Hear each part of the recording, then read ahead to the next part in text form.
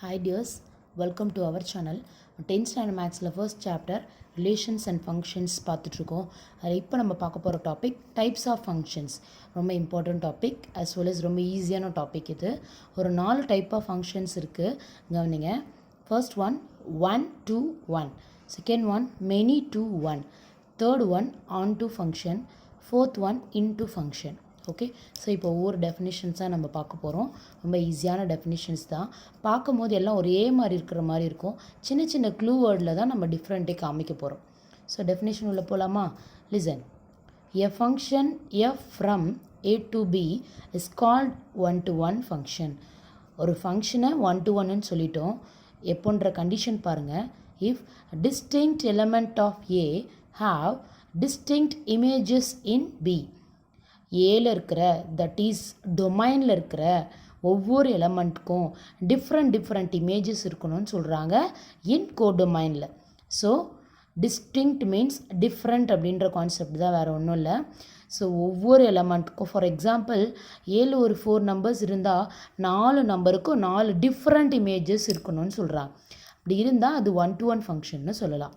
ஒரு 1 to 1 ஃபங்க்ஷனை இன்னொரு வேர்ட்லேயும் ரெப்ரசன்ட் பண்ணலாம். It is injection. ஓகே, இல்லை இன்ஜெக்டிவ் ஃபங்க்ஷன் அப்படின்னு சொல்லலாம். இன்ஜெக்ஷன்னு சொல்லலாம், இல்லை இன்ஜெக்டிவ் ஃபங்க்ஷன்னு சொல்லலாம். ஓகேவா? ஸோ ஒரு எக்ஸாம்பிள் சொன்னால் உங்களுக்கு கிளியர் ஆகிடும் பாருங்கள். A it's like some elements, B some elements. So இங்கே அவங்களே ஒரு ஃபங்க்ஷன் கொடுத்துட்டாங்க, பேர் பண்ணி கொடுத்துருக்காங்க.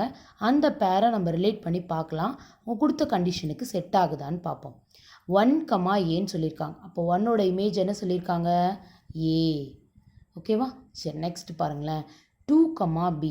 ஸோ 2ஓட image B. Next one 3, D. So 3ஓட image D. Fourth one 4, C. 4ஓட இமேஜ் சி. ஸோ அவங்க கொடுத்துருக்க கண்டிஷன் சாட்டிஸ்ஃபை ஆகுது பாருங்கள். ஏல இருக்கிற, தட் இஸ் டொமைனில் இருக்கிற டிஃப்ரெண்ட் எலமெண்ட்ஸ்க்கு டிஃப்ரெண்ட் இமேஜஸ் ரன் ஆகிருக்கு பாருங்கள். ஸோ ஒரு 4 எலமெண்ட்ஸ் இருந்தால் 4 டிஃப்ரெண்ட் இமேஜஸ் பாஸ் ஆகிருக்கணும். அந்த மாதிரி இருந்துச்சு அப்படின்னா அந்த டைப் ஆஃப் ஃபங்க்ஷனை தான் 1 to 1 ஃபங்க்ஷன்னு சொல்கிறோம். ஓகேவா? புரியுதா? சரி, நெக்ஸ்ட் டாபிக் வாங்க. many to 1. இந்த வேர்ட்லேயே மீனிங் இருக்குது பாருங்கள். many to 1. ஸோ நிறைய எலமெண்ட்ஸ் ஏல, தட் இஸ் டொமைனில் இருக்கிற நிறைய எலமெண்ட்ஸ்க்கு ஒரு எலமெண்ட்டு இமேஜ் போக போகுதுன்னு அர்த்தம். That's all. ஸோ அதே மாதிரி இங்கே கூட சொல்லலாம் 1 to 1 என்ன, ஒரு நம்பருக்கு ஒரு இமேஜ் தான் இருக்கணும். ஸோ அந்த மாதிரி டெஃபினேஷனுடைய வேர்டை வச்சு கூட நீங்கள் ஐடியா ஞாபகம் வச்சுக்கலாம். ஸோ இப்போ இந்த many to 1 கவனிங்க. A function f from A to B is called many to 1 function. So ஒரு ஃபங்க்ஷனை many to 1ன்னு சொல்லிட்டேன். கண்டிஷன் பாருங்கள், என்ன சாட்டிஸ்ஃபை ஆகணும்னு பாரு. If 2 or more elements of A, that is டொமைனில் ஏ செட்டில் 2 எலமெண்ட் இல்லை 2 விட அதிகமாக இருக்கிற எலமெண்ட்ஸ்க்கு சேம் இமேஜ் இன் பின்னு சொல்கிறாங்க. ஒரே இமேஜ் தான் இருக்கும் இன் கோடொமைனில். ஸோ அந்த கொடுத்துருக்கிற டெஃபினேஷன் வேர்டுக்கும் இந்த கான்செப்டுக்கும் உங்களுக்கு புரியுதா? அதுக்காக தான் நான் ஃபஸ்ட்டே சொல்லியிருந்தேன். many to 1 நிறைய எலமெண்ட்ஸ்க்கு சிங்கிள் எலமெண்ட் இமேஜ் இருக்குன்னு சொல்கிறாங்க. அவ்வளோதான்ப்பா. ஸோ எக்ஸாம்பிள்ஸ் பார்த்தா இன்னும் உங்களுக்கு கிளியர் ஆகிடு பாருங்கள். ஏ சேம் எலமெண்ட்டே எடுத்துக்கலாம். 1 2 3 4, பி ABCDE. அவங்களே பேர் பண்ண சொல்லிவிட்டு ஃபங்க்ஷனையும் கொடுத்துருக்காங்க. பேர் பண்ணலாமா? So 1, A. ஸோ 1ஓட இமேஜ் என்னப்பா? ஏ. நெக்ஸ்ட் பாருங்கள் 2, A. ஸோ 2ஓட image also A. Next 3, B. Next one 4, C. இங்கே பாருங்கள், ஒரு 2 நம்பருக்கு ஒரே இமேஜ் வந்திருக்கா? இந்த மாதிரி 2 or more எலமெண்ட்ஸ்க்கு சேம் இமேஜ் பியில் இருந்துச்சு அப்படின்னா அந்த டைப் ஆஃப் ஃபங்க்ஷனை many to 1 ஃபங்க்ஷன்னு சொல்லலாம். ஓகேவா? கிளியரா? தேர்ட் ஒன் போகலாமா? Listen. It is third one on to function. on to ஃபங்க்ஷனை என்னன்னு பாருங்களேன். a function f from A to B is called on to function. ஒரு ஃபங்க்ஷனை on toன்னு சொல்கிறோம். எப்போன்னு பாருங்கள். If the range of F is equal to codomain of F. Range means already உங்களுக்கு கிளியராக எக்ஸ்பிளைன் பண்ணியிருக்கேன். ரேஞ்ச்னா என்ன? Collection of images. ரேஞ்ச்னா என்னன்னு சொல்லலாம்? கலெக்ஷன் ஆஃப் இமேஜஸ் அப்படின்னு சொல்லலாம். ஸோ உங்களோட கலெக்ஷன் ஆஃப் இமேஜஸும் கோடொமைனும் ஈக்குவலாக இருந்துச்சு அப்படின்னா அந்த டைப் ஆஃப் ஃபங்க்ஷனை தான் ஆன்டு ஃபங்க்ஷன்னு சொல்கிறோம். ஓகேவா? ஸோ இந்த ஆன்டு ஃபங்க்ஷனை இன்னும் வேறு மாதிரியும் சொல்லலாம். கவனிங்களேன். In other words, every element in codomain B has a pre-image in domain A. Already உங்களுக்கு இமேஜ்னா என்ன, ப்ரீ இமேஜ்னா என்னன்றதை கிளியராக சொல்லியிருக்கேன். இமேஜ்னா என்ன, டொமைன்லேருந்து கோடொமைனுக்கு பாஸ் ஆகிற கான்செப்ட் இமேஜ். ப்ரீ இமேஜ்னா என்ன, கோடொமைன்லேருந்து இமேஜுக்கு வர ரிவர்ஸ் கான்செப்ட் தான் ப்ரீ இமேஜ். ஸோ இவங்க என்ன சொல்ல வராங்க, எல்லா கோடொமைனில் இருக்கிற எலமெண்ட்ஸ்க்கும் ப்ரீ இமேஜ் கண்டிப்பாக இருக்கணும்னு சொல்கிறாங்க. So range equal to codomain அப்படின்னு சொல்லலாம், ப்ரீ இமேஜ் பாஸ் ஆகிருக்கு எல்லா எலமெண்ட்ஸ்க்கு அப்படின்னு சொல்லலாம். ஓகேவா? ஸோ 1-to-1 ஃபங்க்ஷன் எப்படி இன்னொரு நேமில் நம்ம அண்டர்ஸ்டாண்ட் பண்ணமோ அதே மாதிரி ஆன்டு ஃபங்க்ஷனுக்கு இன்னொரு நேமை அவங்க இன்ட்ரடியூஸ் பண்ணியிருக்காங்க. என்ன நேம்னு பாருங்களேன். And function is called surjection. So surjective அப்படின்னு சொல்லலாம், இல்லை சர்ஜெக்ஷன் அப்படின்னு சொல்லலாம். ஓகேவா? இந்த மாதிரி ஒரு டிஃப்ரெண்ட் 1 or 2 நேம்ஸ் வரும்போது கண்டிப்பாக இந்த அனதர் நேமையும் படித்து வச்சுக்கோங்க. பிகாஸ் அவங்க கேட்கும் போது டெஃபினேஷனில் டிஃபைன் சர்ஜெக்டிவ் ஃபங்க்ஷன்னு கேட்டுருவாங்க. அப்போ நீங்கள் அந்த மாதிரியான கான்செப்டே படிக்கலை அப்படின்றத விட்டுட்டு வந்துடுவீங்க. ஸோ 2 நேம் வரும்போது ரொம்ப கேர்ஃபுல்லாக படித்து வச்சுக்கோங்க. ஒரு எக்ஸாம்பிள்ஸ் பார்த்தா இன்னும் உங்களுக்கு கிளியர் ஆகிடும். பாருங்களேன். ஏல ஒரு 3 எலமெண்ட்ஸ் எடுத்திருக்கோம், பியில் ஒரு 3 எலமெண்ட்ஸ். அவங்களே ஃபங்க்ஷன்ஸையும் கொடுத்துட்டாங்க. இந்த ஃபங்க்ஷனை பேர் பண்ணுற ஒர்க் மட்டும்தான் இப்போ நமக்கு. எக்ஸ்க்கு என்ன இமேஜ் சொல்லியிருக்காங்க, எம். ஸோ எக்ஸோட இமேஜ் எம். நெக்ஸ்ட்டு ஒய்யோட இமேஜ் என். நெக்ஸ்ட்டு ஜெட்டோட இமேஜ் எல். ஸோ இப்போ என்ன சொல்ல வராங்க பாருங்கள், ரேஞ்சு கோடொமைன் ஈக்குவல்னு சொன்னாங்க இல்லையா, ஈக்குவலாக வருதா இல்லையா பாருங்கள்.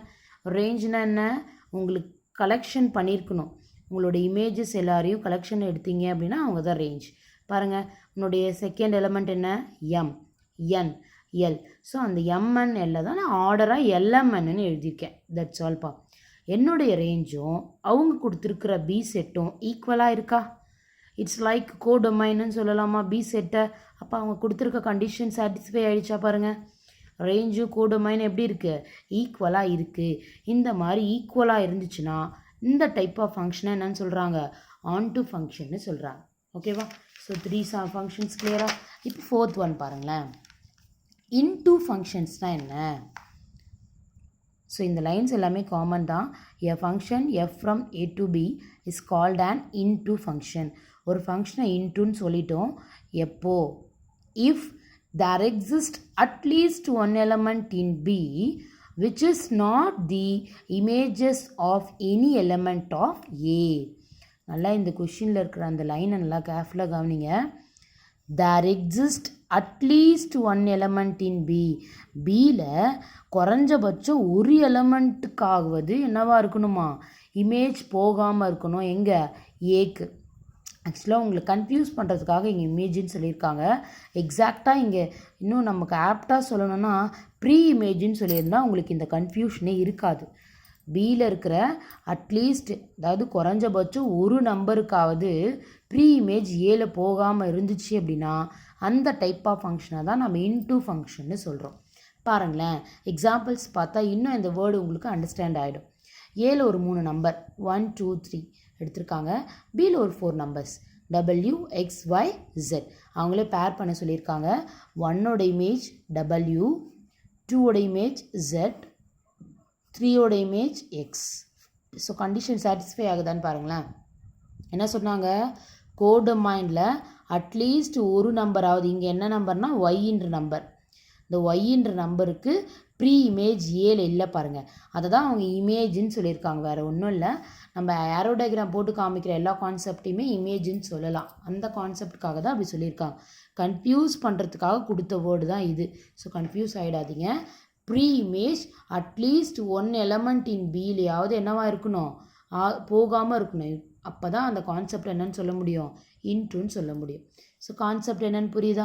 இப்போ இந்த கொஷினுக்கு ரேஞ்ச் எழுதுங்க பார்க்கலாம். செகண்ட் எலமெண்ட்ஸ் எல்லாமே நம்ம ரேஞ்சுன்னு சொல்லலாமா? என்னென்ன எலமெண்ட்ஸ் வரும், W Z X. So W Z X இந்த 3 நம்பர் மட்டும்தான் ரேஞ்சுன்னு சொல்ல முடியும். இந்த 3 நம்பர் ப்ராப்பர் சப்செட் ஆஃப் பியாக இருக்கா பாருங்கள். இப்போ இங்கே உங்களுக்கு ஒரு டவுட் வரணும், ப்ராப்பர் சப்செட்னா என்ன? கண்டிப்பாக 9th படிச்சிருக்கிறத மறந்துருப்பீங்க. ஸோ ஒன்ஸ் அகெயின் நான் ரீகால் பண்ணுறேன், கவனிங்க. Proper subset means, so 2 set எடுத்துக்கலாம். ஏ ப்ராப்பர் சப்செட் பி. இது 2 கண்டிஷனை சாட்டிஸ்ஃபை பண்ணணும். என்னென்னு பார்த்தோம்னா, ஏ சப்செட் ஆஃப் பி என்னவாக இருக்கணும், ஏ பிக்கு சப்செட்டாக இருக்கணும். அதே சமயம் and A not equal to பியாக இருக்கணும். இந்த 2 கண்டிஷனும் மெர்ஜ் ஆகும் போது தான் இந்த கீழே இருக்கிற ஈக்குவல் சிம்பிள் ரிமூவ் ஆகி ஏ ப்ராப்பர் சப்செட் பியாக வந்திருக்கு.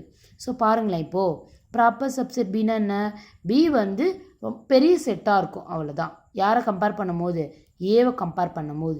இங்கே ஏக்கு பதில் நம்ம ரேஞ்சை பற்றி பேசிகிட்ருக்கோம். என்னோடய ரேஞ்ச் பாருங்கள், WZX. பியோட செட் என்ன, WXYZ. இதில் ஒய் வராமல் இருக்குது பாருங்கள். அப்போது சப்செட்டாகவும் இருக்குது பாருங்களேன், W in B, Z in B, X in B. So every element of in பியாகவும் இருக்குது, ஆஸ் வெல் அஸ் நாட் ஈக்குவல்ட்டாகவும் இருக்குது. பிகாஸ் பி செட்டில் என்னென்ன கொடுத்துருக்காங்க, WXYZ. இந்த 2 செட்டும் என்ன ஆகலை, ஈக்குவல் ஆகலை. அப்போ 2 கண்டிஷனும் சாட்டிஸ்ஃபை ஆகிறதுனால இதை ப்ராப்பர் சப்செட்டுன்னு சொல்லலாம். இது ஒரு இம்பார்ட்டன்ட் 1 மார்க் கொஷின், அதனால தான் இவ்வளோ நேரம் எக்ஸ்பிளைன் பண்ணுறேன். என்னடா இது ஒரே லைனுக்காக இவ்வளோ நேரம் பேசுகிறோமேன்னு யோசிக்காதீங்க. The range of F is proper subset of codomain of F. இந்த condition only applicable for into ஃபங்க்ஷனுக்கு மட்டும்தான். ஸோ அந்த மாதிரி கான்செப்ட் கொடுக்கும்போது அவங்களே சொல்லிடுவாங்க, if F is into function the range F is dash அப்படின்னு சொல்லுவாங்க. அப்போ நீங்கள் கரெக்டாக அங்கே ஃபில் பண்ணணும். ஓகேவா? ஸோ கிளியர் ஆகிருப்பீங்க நம்புகிறேன். இப்போ ஒரு ஸ்பெஷல் டைப், ஒரு 2 கான்செப்டை மெர்ஜ் பண்ணி இன்னொரு டைப் கொடுத்துருக்காங்க. அது என்னன்னு பாருங்களேன், பைஜெக்ஷன். பைஜெக்டிவ் அப்படின்னு சொல்லுவாங்க, பைஜெக்ஷன் அப்படின்னு சொல்லலாம். ஒன்றும் இல்லை, 1 to 1ஐயும் ஆன் டு ஃபங்க்ஷனையும் கம்பைன் பண்ணிங்க அப்படின்னா அதுதான் பைஜெக்ஷன் அப்படின்னு சொல்லலாம். ஓகேவா? ஸோ ஒன்ஸ் அகெயின் ரீகால் பண்ணுற பாருங்கள். Distinct element of A have distinct images in B. So இந்த டெஃபினிஷன் யாருக்கானதுன்னு பார்த்தோம்னா 1 to 1க்கான டெஃபினிஷன். அண்டு, ஸோ அண்டு போட்டு 2 டெஃபினிஷனையும் ஜாயின் பண்ணிட்டீங்க அப்படின்னா அதுதான் பைஜெக்ஷன் ஃபங்க்ஷன், வேறு ஒன்றும் இல்லை. ஸோ இப்போ ஆன் டூனா என்ன சொல்லியிருந்தேன், ரொம்ப சிம்பிளாக நான் ஞாபகம் வச்சுக்க சொல்லியிருந்தேன். ரேஞ்சும் கோடமைனும் ஈக்குவல்னு சொல்லிட்டீங்கனாலே அதை என்னன்னு சொல்லலாம், ஆன் டூன்னு சொல்லிடலாம். இப்படி தான் இந்த வேர்டில் தான் சொல்லணும்னு கிடையாது. ஸோ இப்போ நான் ஆல்ரெடி உங்களுக்கு சொல்லி கொடுத்தேன் இல்லையா, ப்ரீ இமேஜ் எல்லா நம்பருக்கும் இருக்கணும் டொமைனில் அப்படின்னு. ஸோ இந்த மாதிரி லைன் சென்டென்ஸும் நம்ம எழுதலாம். 2 டெஃபினேஷனை நீங்கள் ஜாயின் பண்ணும்போது ரொம்ப பெருசாக இருக்கும் அப்படின்றதுக்காக தான் உங்களுக்கு ஈஸியாக இருக்கணும்னு நான் ஒரு சிம்பிளாக எடுத்து எழுதியிருக்கேன், வேறு ஒன்றும் இல்லை. ஒரு ஏரோ டயக்ராம் போட்டிருக்கோம் பாருங்கள். 1ஓட இமேஜ் W, 2ஓட இமேஜ் Z, 3ஓட image X. So distinct element in A having distinct image in B இருக்கா, as well as range equal to கோடமைனாக இருக்கா பாருங்களேன். கோடமைனில் இருக்க எல்லா நம்பருக்கும் இமேஜஸ் வந்திருக்கு பாருங்கள். ஸோ இந்த மாதிரி சம்டைம்ஸ் ஒரு ஆரோ டயக்ராமை கொடுத்துட்டு இது என்ன டைப்புன்னு கூட கேட்கலாம். கண்டிப்பாக இதை நீங்கள் பார்த்ததும் 1 to 1 மட்டும்தான் எழுதுவீங்க, ஆன் டூ எழுத மறந்துடுவீங்க. ஸோ இந்த மாதிரி 2 ஃபங்க்ஷன் மெர்ஜ் ஆகும்போது ரொம்ப கேர்ஃபுல்லாக படித்து வச்சுக்கோங்க. ஏதாவது ஒரு க்ளூ ஞாபகம் வச்சுட்டு செய்யுங்க. பைஜெக்ஷன், பைனாலே என்ன, ஏதோ 2 விஷயம். ஸோ 2 கான்செப்டை கம்பைன் பண்ணும் போது தான் பைஜெக்ஷனாக வரும். ஓகேவா? ஸோ ஆல்ரெடி நான் உங்களுக்கு சொல்லியிருந்தேன், வெர்டிக்கல் லைன் டெஸ்ட் எடுக்கும் போதே ஹரிசாண்டல் லைன் டெஸ்ட்டுன்னு ஒன்று வரப்போகுதுன்னு சொல்லியிருந்தேன். அதுதான் இங்கே சொல்ல போகிறோம். ஏன் நான் அங்கே சொல்லலைன்ற ரீசனை இதை முடிச்சுட்டு சொல்கிறேன். எப்போ ஒரு கிராஃப் வந்து ஃபங்க்ஷனை ரெப்ரசன்ட் பண்ணுதுன்னு பார்க்க போகிறோம். பாருங்களேன், a function represented in a graph is 1 to 1 function. இங்கே தான் உங்களுக்கு ஹைலைட் ஆகுது.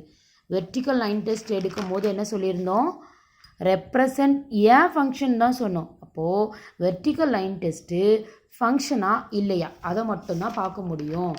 பட் அதுவே ஹரிசாண்டல் லைன் டெஸ்ட்டு 1 to 1 இல்லையான்றதை மட்டும்தான் பார்க்க முடியும். அப்போ ஹரிசாண்டல் லைன் டெஸ்ட்டு கொடுக்குற எல்லா கிராஃபுமே ஃபங்க்ஷன் தான். பட் என்ன டைப்புன்றதை பார்க்கணும், 1 to 1 இருக்கா இல்லையான்றது தான் நம்ம பார்க்க போகிறோம். ஸோ அதுக்கு என்ன கண்டிஷன்னு பாருங்களேன். If every horizontal line intersect the curve in at most 1 point. அங்கே பார்த்தோம் பாரு, அதே தான்ப்பா, இன்டர்செக்ட் ஆகணும் at most 1 பாயிண்டில். பட் ஹரிசாண்டல் லைன் அங்கே பார்த்தது வெர்டிக்கல் லைன், இங்கே பார்க்குறது horizontal line. That's all. So இப்போ நான் பேசின விஷயத்த ஒரு டயக்ராம் வச்சு பேசினா இன்னும் உங்களுக்கு கிளியராக இருக்கும் பாருங்களேன். இந்த டயக்ராம் பாருங்கள், இந்த லைன் தான் அவங்க கொடுத்துருக்குற லைன். இந்த ப்ரௌன் கலர் லைன் தான் இந்த ப்ரௌன் கலர் லைன் அவங்க கொடுத்த லைன். ஹரிசாண்டல் லைன் வரைஞ்சிருக்கேன் பாருங்கள். Horizontal means it's like X axis லைனுன்னு சொல்லலாம். ஸோ எக்ஸ் ஆக்சிஸ் மாதிரி ஒரு லைன் நீங்கள் அவங்க கொடுத்துருக்குற கிராஃபை இன்டர்செக்ட் பண்ணுற மாதிரி வரைஞ்சா ஒன் பாயிண்டில் இன்டர்செக்ட் ஆனால் தட் இஸ் 1-to-1 ஃபங்க்ஷன். இது என்னன்னு சொல்லலாம்? 1-to-1 ஃபங்க்ஷன்னு சொல்லலாம். அதுவே இந்த எக்ஸாம்பிள்ஸ் பாருங்கள், நான் வரைஞ்ச ஹரிசாண்டல் லைன் 2 பாயிண்டில் இன்டர்செக்ட் பண்ணுது பார். அப்போ இது என்ன இல்லைன்னு சொல்லணும்? Not 1-to-1 function.